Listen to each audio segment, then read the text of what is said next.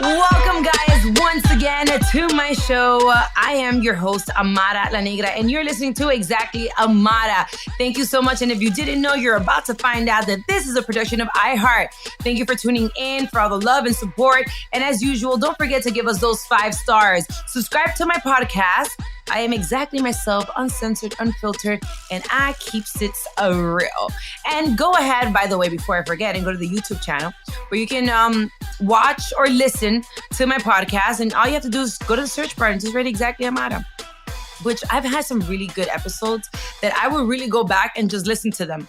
Some of those episodes are motivational. They really encourage me, or they just remind me that I've come a long way. And I'm sure you have too, because everybody has a story to tell. I cannot do today's episode without my friend, my producer, mi pana, mi compañero, Alex. Alex is in the house. What's poppin'? I am in the house. Not necessarily your house, but I am in the house. In your house, yes. That's right.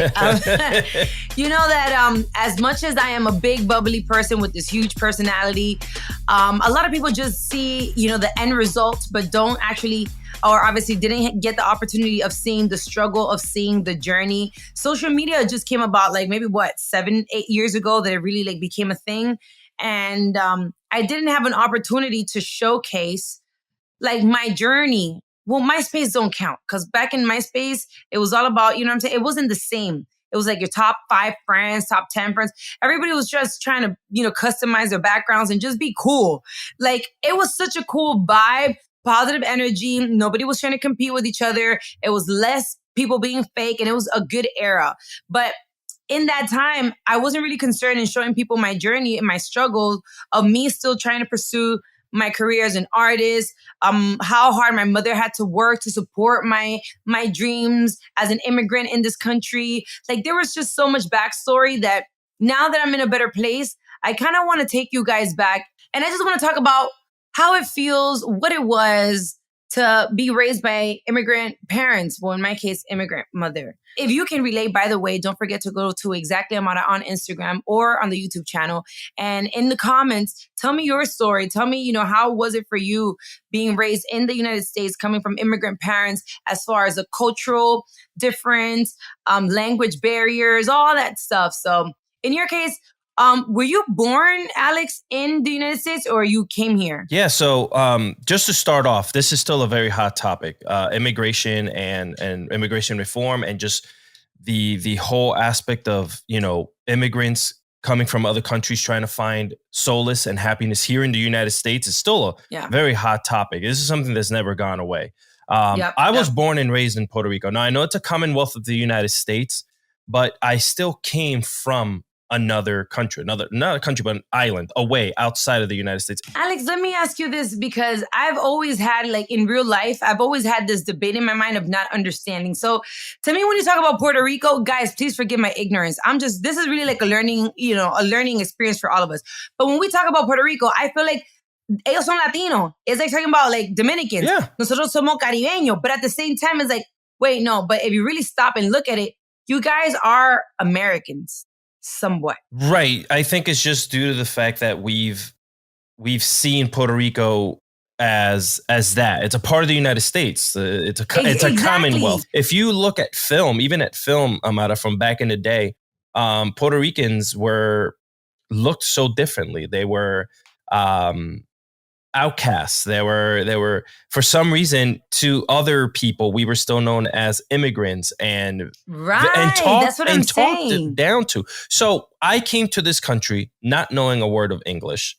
So I felt it. I felt just like anyone else who came from a Central American country or a South American country into the United States. Do you feel that Puerto Ricans still feel kind of isolated to a certain extent? Do you feel that they still feel like they're treated as immigrants, or not necessarily? I think it's changed. I would say the old guard, if you still have your grandparents and parents that are still from there that feel a certain way about, the way the island is viewed and the people are viewed. Yes. But I think as generations have kind of moved forward, it's changed a little bit, because now you see a lot of quote unquote colonization of Americans moving to the island and becoming citizens of Puerto Rico. There's a lot to unpack there. But you yourself, your mom, Your mom, Right, you right. know, My mom came through the Mexican border. Like my mom went through the whole experience of hiding in the desert and seeing women get raped and, people being left behind and los coyotes. And, she saw that whole process. She told me it was very traumatizing, but that only was really put you in a mindset. Because I know there's a lot of people that are like against immigrants coming to this country and all this stuff. First of all, I will say this much.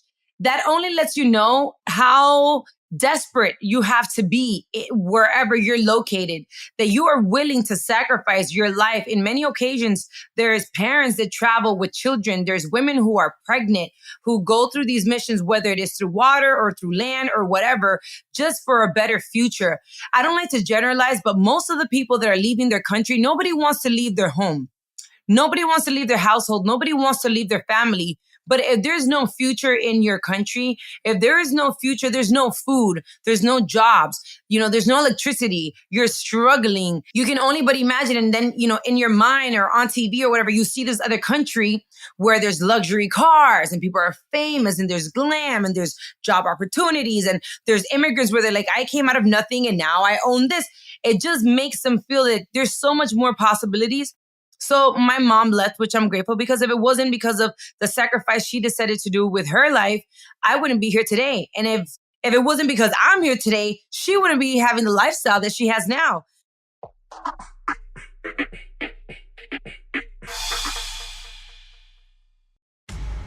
Like many other immigrant parents, they struggle and they sacrifice for their children and for their families.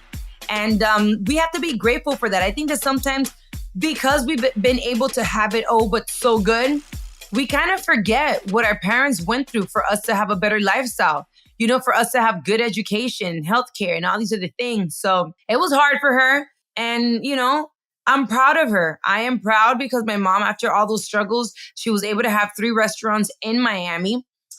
She worked very hard, still don't know no English, but as an immigrant, not knowing the language, language barriers, education barriers, and all those things, she still made something out of herself. And I always admire those stories of people that come out of nothing and create a better future for themselves. As an immigrant, I'll say this much, not only, or coming from an immigrant household, I always say, even myself as an Afro-Latina, I have the best of both worlds. In a country that there's a lot of people against immigrants, that they don't want immigrants. And it's like, and then on top of not wanting immigrants, then y'all don't want Black people either. And then here's me, where I am Latina. And then on top of that, when you see me, you don't know that I'm Latina until I open my mouth. So I am just part of. So it's difficult. It's difficult. It really is. And I think that that's why I've been so vocal about being an activist for the Afro-Latino community. And I think it's important to support the immigrants, that are coming here to make a better future for themselves and for us too. Because immigrants do a lot of the work that the people that are born here don't want to do. And I know that nobody wants to talk about it and we all see it. And that's a big elephant in the room.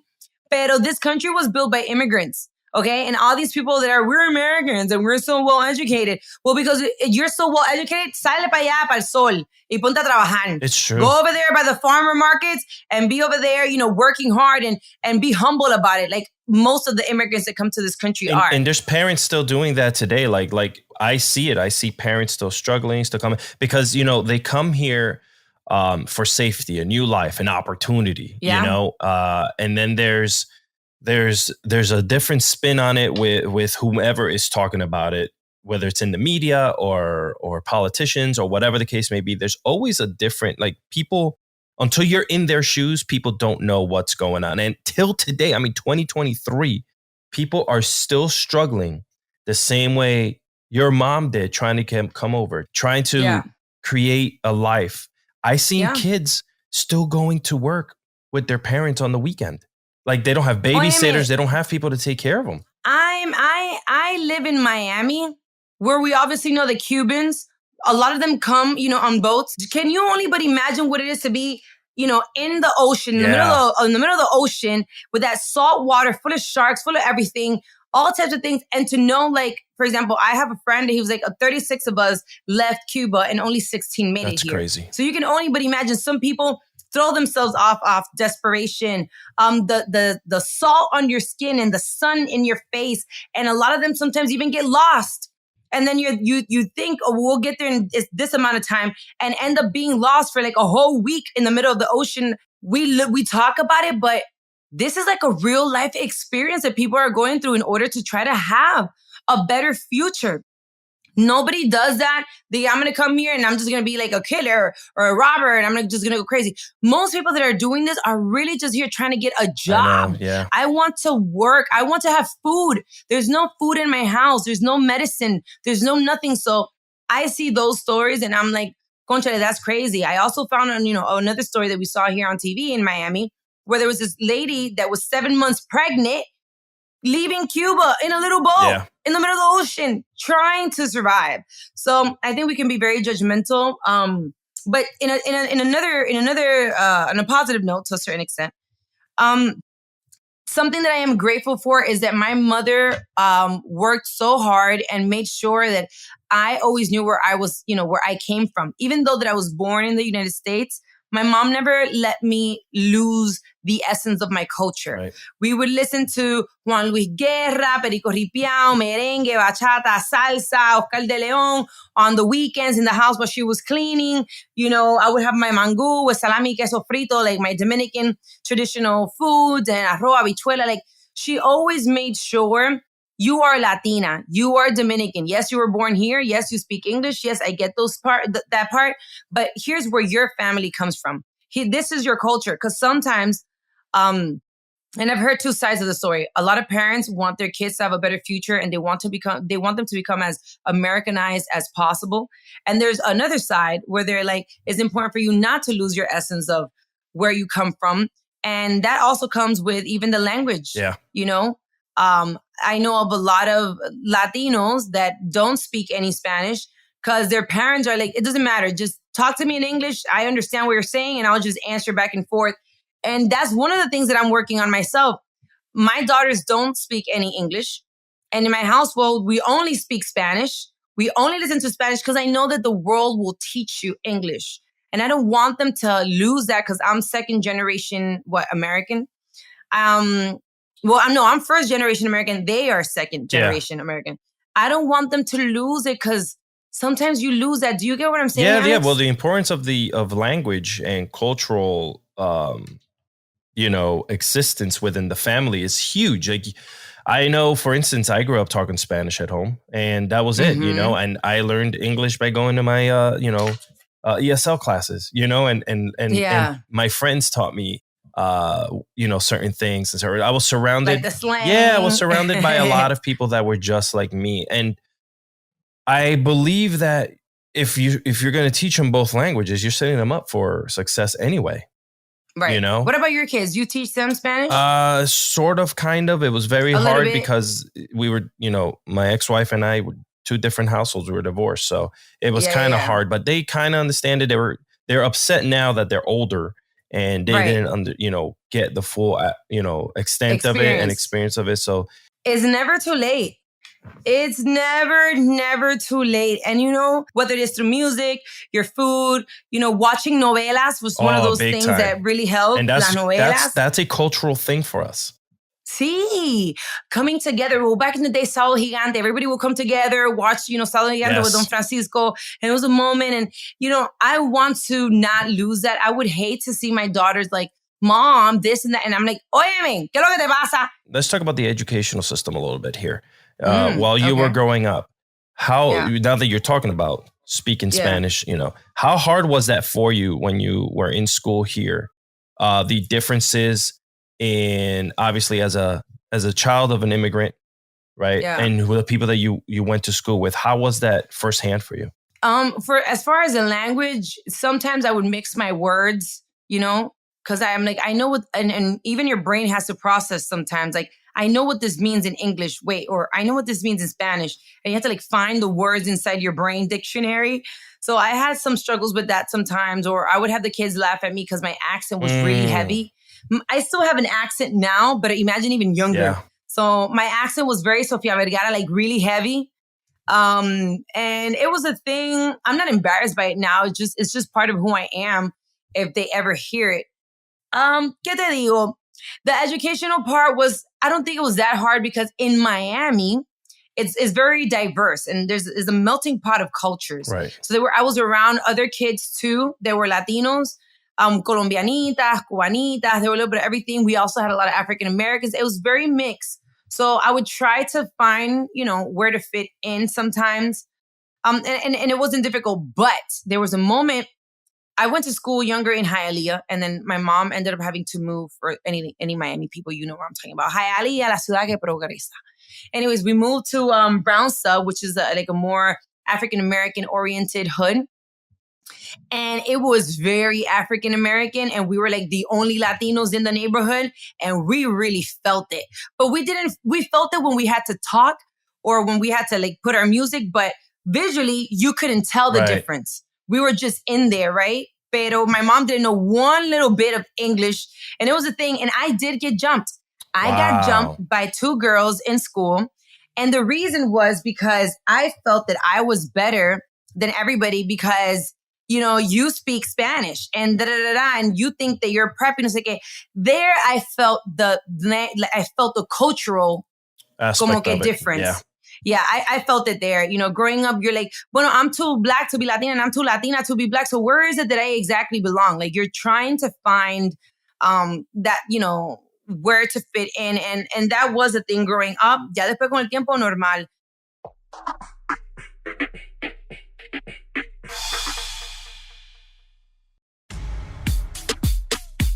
But going back into my older memories of my youth, when I was younger, when I was like 4 years old, I hope that my daughters one day get to hear this because regardless, I'm going to tell them and make sure that they know that their life is so lit in comparison to mine. My mom, I was like about 4 or 5 years old, and I still remember that my mom didn't have no documents. She was undocumented, and she was working as a cook, and she would literally hide me, like wait, she would leave me in the car. Wait till her boss would leave and would sneak me inside the kitchen. And she would get the boxes, like the boxes of the containers and put it on the floor. And she would let me sleep there. And she would throw little towels, like the towels from the cook, from being in the kitchen and throw it over me so that I could sleep. And she could watch me because she couldn't afford to get a babysitter. And in a lot of these places, she was always afraid that if they find out she doesn't have no papers, they would, deport her. And then what would she do with me? Because I was American, but she wasn't. So she was always scared of what am I supposed to do? What's going to happen? And I always sometimes, get into my emotional space where I cry because whenever she would hear that her boss would come, she would wake me up. She would make me get up and hide. And I would have to like hide behind the refrigerator or whatever because she wasn't allowed to have, obviously, a child inside a kitchen, a hot ass kitchen. And she would do those things. And sometimes we would go home into like, a little efficiency. We used to live in efficiency. For those that don't know, it's like a small little house that they do on the side of a house. It's in many occasions illegal. Yeah. And I would watch her cry. And I would, as a little girl, I didn't know what was happening. I would put my hands over her and be like, it's going to be okay, mommy, don't cry, whatever. And she would cry because she would see all the struggles that she was going through as a single mother, as an immigrant, as a Black Latina, as everything, it was very, very difficult times. And whenever I think of where I am now, I really realize how far I've come. But I think all those experiences was important for me to build my character and to be appreciative of the things that I have now, which brings me to think my daughters won't have to necessarily go through those things. And I want them to struggle to a certain extent. And I mean it in the best way, because I want them to understand the importance of hard work, of what it is to work hard for what you want and not just expect things to be handed to you because mommy is famous or rich or whatever. I want you to struggle to a certain extent where you're like, damn, this is hard. I'm like, exactly. You need to work for yours. Not because I don't want to give it to you. I just want you to have, good work ethic. I want you to understand what it is to be out here and work because I had to go through it. And I've said it before, like many immigrants, yo vendía flores en la calle. I used to sell flowers in the streets. Like you would never think, oh my God, I was that girl with my mom and the stop sign, going lane by lane in the cars, selling flowers. And we would give out flyers. We did the flyers in the car thing too. I would clean houses with my mom. And my mom, I remember, that's why I'm so grateful to her. Like, people can tell me whatever they want. My mom is untouchable. I remember how my mom used to cry sometimes. She would get emotional. She's a mom, she's a woman. To see me with the little palito cleaning the toilets and stuff, being like, I don't know, maybe 11, 12. And I was doing it to help her. Wow. And she would just watch me and cry and be like, no, quítate, yo lo hago. And I'm like, no, déjame ayudarte. And it's tough. It is very tough to come from an immigrant household and become a success story. And if you come from the same type of household, be thankful to your parents. Go give them a hug. Go just say thank you, because you have a better life because of the sacrifice that they were willing to do, with their lives for you. And I think that sometimes, like I said before, we're not as grateful, as appreciative as we should. And something that's important to talk about as well, even if it's for 2 seconds. Listen. I don't care if you're an immigrant from Russia. I don't care if you're an immigrant from Haiti. I don't care if you're an immigrant from Jamaica. I don't care if you're an immigrant from whatever part of the world. You are human. Yes. You deserve to be respected. You deserve to be treated as a human being. You deserve to have health care. You deserve that if you feel ill, if you feel sick, not be afraid to go to a hospital, to go to a clinic, because you're scared that they're going to deport you back and then just let you die. That's one of those things that really piss me off, because I feel like a lot of people feel that they're superior because they were born in this country.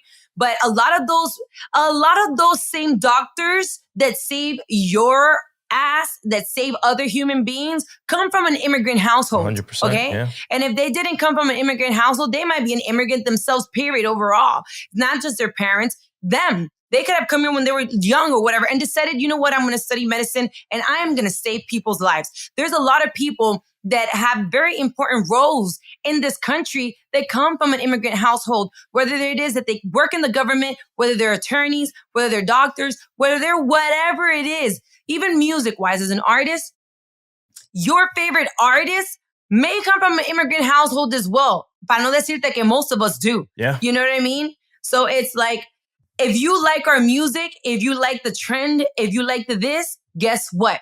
They come from an immigrant household.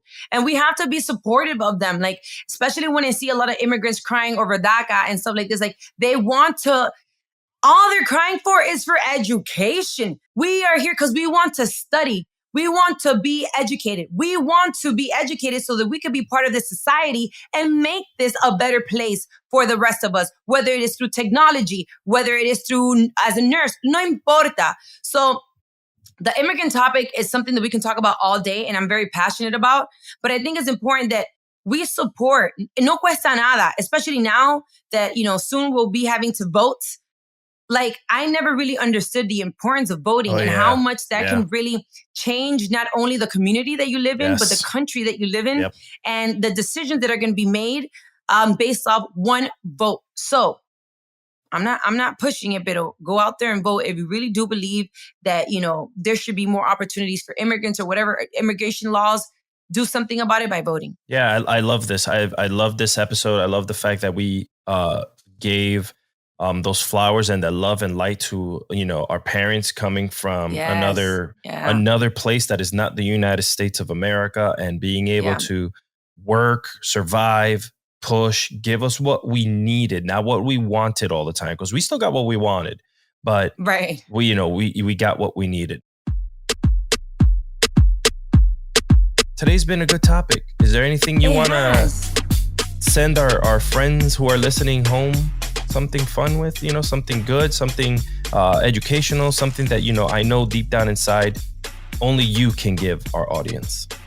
I know a lot of people that are embarrassed from their parents because their parents don't speak English, or because their parents are still stuck with their own cultural ways and dress a certain way or talk a certain way or eat certain foods or whatever. Be proud of your parents. Be proud of the parents who raised you, of the parents who put you in the place that you are today. be grateful, rather better, of the opportunities that you have today because of the sacrifices that your parents, your grandparents, whoever it was, did in order for you to have a better future. And never deny being Latino. It doesn't matter where you're from. Be proud of your ancestors. Be proud of your culture. Be proud of eating frijolitos. Be proud of, your arroz con guandule or your mango or whatever it is. Be proud of your music, of the music that you hear in your country. Don't lose the essence of your culture, because with time, one generation to the other, it kind of starts to fade little by little. Don't let your generation lose it. And also encourage other people, tell other people about your culture. That's another beautiful way for us to connect with each other. Share those experiences, share the food, share the music, share it. We are a big family. We're a Latino family. It doesn't matter. We're from different parts of, Latino America. We're still Latinos. And if you're not Latino, but you can relate to the Latino culture and you like it and you feel inspired, whether it is through the music or whatever, support us. We're one big family, and I'm just proud of who we are as Latinos overall. This is truly my cultura, and I always want to share that with you guys. Alex, as always, thank you so much for being part of Exactly Amara, for sharing your stories, for just being for being unfiltered, you always. Thank you. I appreciate that. This episode really has some substance. Guys, listen, as usual, thank you so much for listening to Exactly Amara. And like I said before, if you have a story to share, to tell, actually, whatever it is, go to Exactly Amara on all my social media networks and also on YouTube if you want to check out the podcast or any other show that we've done in the past. But if there's a comment, a story, a struggle, or whatever that you want to share, please do so. I do go in there and read it all the time. And I'm so grateful to know that you guys are connected with us, that you give us those 5 stars and you're always there to subscribe. So tell a friend to follow Exactly Amara. This has been a production of iHeart, My Cultura Podcast Network. And for more podcasts from iHeart, visit the iHeartRadio app, Apple Podcasts, or wherever you listen to your favorite show. This has been Exactly Amara. Thank you for listening.